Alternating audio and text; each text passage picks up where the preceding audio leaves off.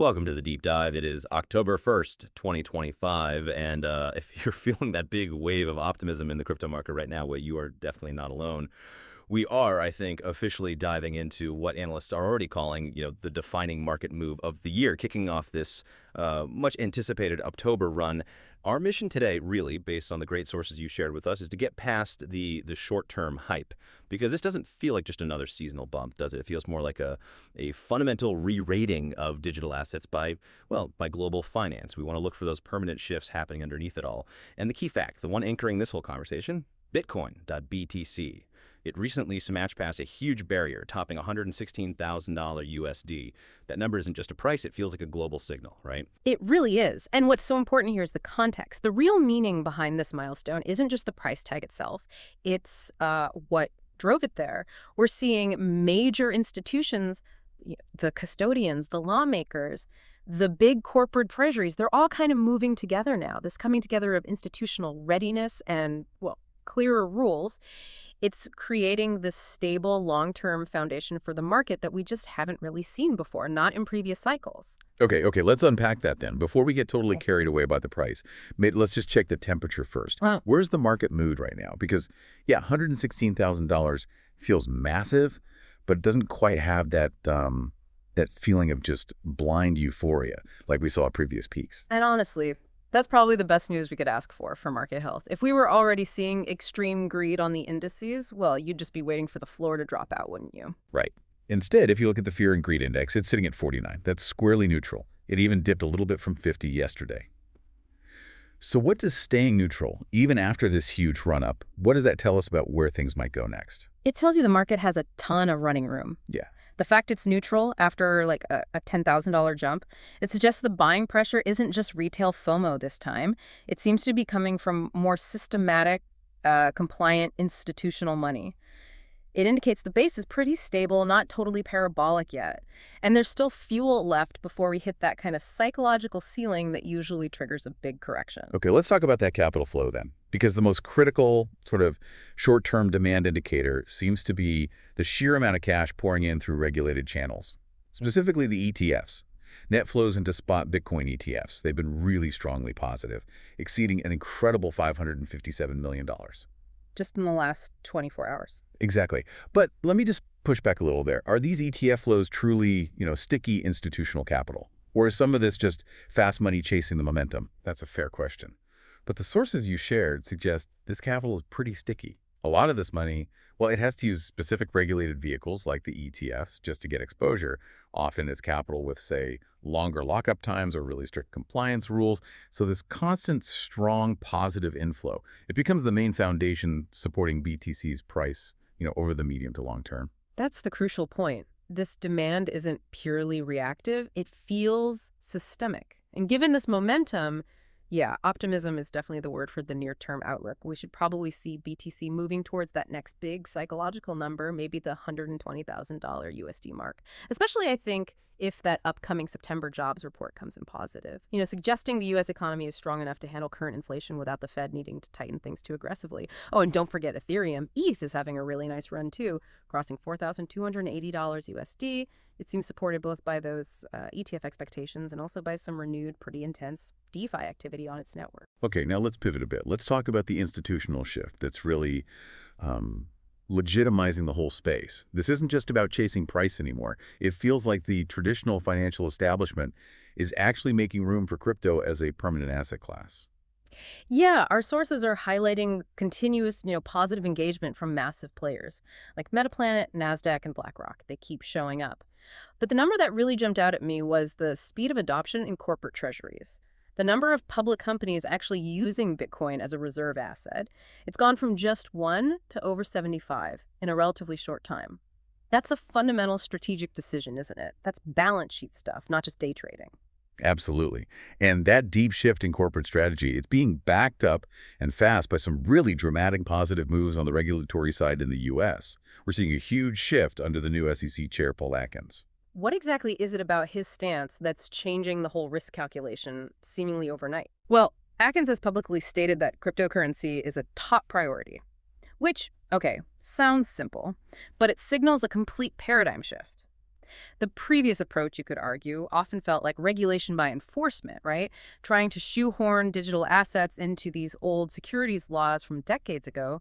Atkins seems to be signaling a move towards creating a clear, dedicated regulatory framework, and that dramatically lowers the systemic legal risk that's kind of haunted the sector for years. Right, and that clarity is precisely what big institutional money demands. So we're seeing a couple of pieces of legislation getting attention now because of this. The Genius Act and a draft law on digital asset market structure. Let's talk about the Genius Act first. What's its main job? The Genius Act is really focused on standardizing the rules for dollar-backed stablecoins. Now, why is this such a big deal? Well, if you're a massive institution, you can't really rely on, 20 different flavors of a digital dollar. Standardization creates a reliable, compliant tool that traditional finance TradFi can actually use for everything from settling trades between banks to handling huge cross-border payments. It builds trust. And that trust gets another boost from the new SEC guidance on custody, right? The guidance that allows big crypto-native firms like Ripple and Coinbase to qualify as regulated digital asset custodians. Yes, this is a massive, tangible step forward. It basically means the SEC is getting comfortable with the operational security and the compliance systems of these major digital asset companies. It means institutional investors who have really strict rules about where their assets have to be held can now use these compliant crypto custodians. It validates the whole industry's operational maturity. So if we connect the dots here, the bigger picture is these regulatory moves significantly de-risk the entire sector, don't they? That reduced uncertainty allows for broader corporate innovation, deeper institutional involvement, basically validating that $116,000 price, not just, justifying it after the fact. Precisely. It provides a much stronger foundation. Let's shift gears again, because that de-risking seems to have really thrown the doors open for convergence. The lines between traditional finance, TradFi, and decentralized finance, DeFi, they seem to be dissolving faster than ever. They absolutely are. And the focus of the competition is shifting away from pure speculation and towards, utility. It's now about the financial plumbing, specifically stablecoins and tokenized assets. Yeah, we can use Stripe and World Liberty Financial, WLFI, as really good examples of this integration. They're apparently introducing one-click stablecoin issuance. For the average user or a business, what does that mean? Like instant, simple access to digital dollars without needing to navigate some complex crypto exchange? Exactly. And so of that, it fundamentally changes the global payments architecture. This kind of development is creating a really robust digital dollar backbone for global remittances. Think about instant 2047 cross-border transfers that are just radically cheaper and way more efficient than using old systems like SWIFT or ACH.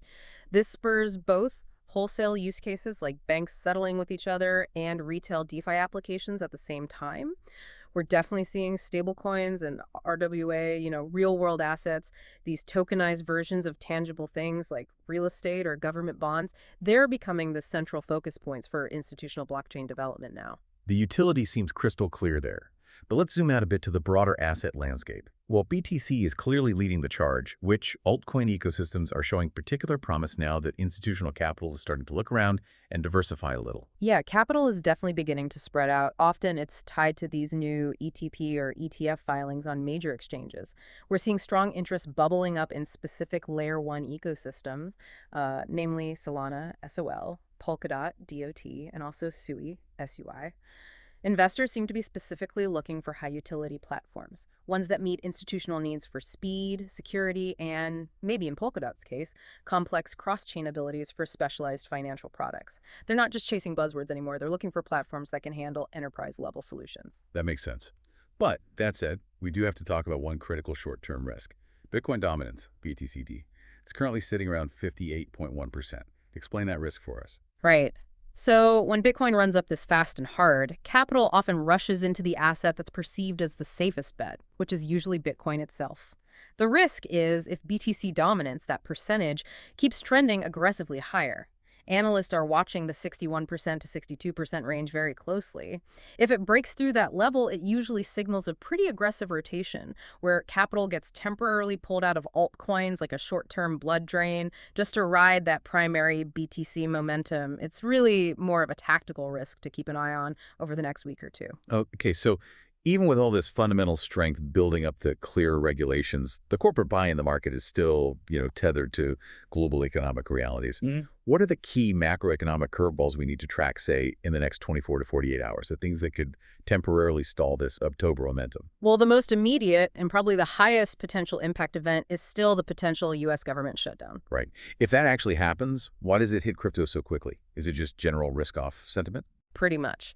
A prolonged shutdown really weakens investor confidence and just injects broad uncertainty across all risk assets, stocks, everything, not just crypto.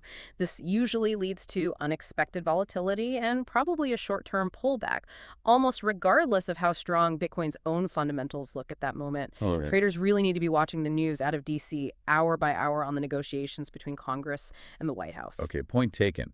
We also need to keep an ear out for comments from key central bank figures, right? We should be watching for speeches from Fed officials, people like Vice Chair Jefferson and Governor Waller, talking about monetary policy. Absolutely. Any hint of a more hawkish, tightening tone from the Fed, especially if they signal renewed concerns about inflation sticking around, that will almost certainly hit risk assets hard. And also keep a close eye on the CFTC's new initiatives around tokenized collateral. The CFTC is key here because they regulate commodities and futures, and they're essentially writing the rules for how banks can use tokenized assets, like tokenized treasuries, to meet their margin and collateral requirements. That directly impacts institutional liquidity in a big way. And finally, that ETF pipeline is still active. Remind everyone to watch the market reaction to that NASDAQ filing for the BlackRock Bitcoin Premium Income ETF, and also those pretty strong rumors swirling about potential Solana ETF approvals. Yeah, confirmed news on either of those would likely provide a very specific concentrated boost. If those Solana ETF rumors actually turn into reality, you can probably expect significant upward pressure on the whole SOL ecosystem as institutional access suddenly opens up. So risk management right now really means closely watching both the macro headlines, like the shutdown risk, and that regulatory approval pipeline. And remember, strategic diversification maybe into things like those RWAs we mentioned, or specific layer ones that have clear institutional appeal, like Solana and Polkadot, that can help mitigate some of the concentrated risk during these choppy periods. Okay, so let's try and wrap this up. What does this all mean for you, the listener? We've seen this incredible, almost permanent feeling institutional support and regulatory clarity building up, but it's colliding head-on with these immediate, very traditional political risks, like a possible government shutdown. Yeah, the main takeaway, I think, is that the fundamental base level of market maturity is just stronger and more resilient than it's ever been before. We have real long-term stability building. However, short-term tactical moves, those are still going to be heavily influenced by these external kind of legacy political and economic signals. You really need to watch Washington just as closely as you watch the crypto charts right now. That actually raises a final, maybe provocative question stemming from that Stripe and WLFI news about easy stablecoin issuance. The seamless way these giants are integrating, it suggests that maybe the biggest competition in the next phase of crypto isn't going to be between different decentralized networks fighting for users. Right. Instead, it might actually be between the traditional financial players themselves, the big banks, the payment processors, using tokenization and regulated stablecoins as weapons to fight each other for efficiency gains and lower costs and global payments and asset issuance. They're basically leveraging the tech to compete against each other, maybe more so than competing directly against pure DeFi protocols. So what happens when every single financial giant builds its own super efficient internal stablecoin backbone and just uses distributed ledger technology as a better, faster settlement layer to shave a few basis points off global transfers? Sure. That is a really fascinating competitive dynamic brewing just beneath the surface, isn't it? It really is. The landscape could look very different very soon. Well, thank you for sharing all those sources with us today and letting us really dive deep into the forces shaping the market right now. We certainly hope this analysis helps you navigate whatever volatility comes next.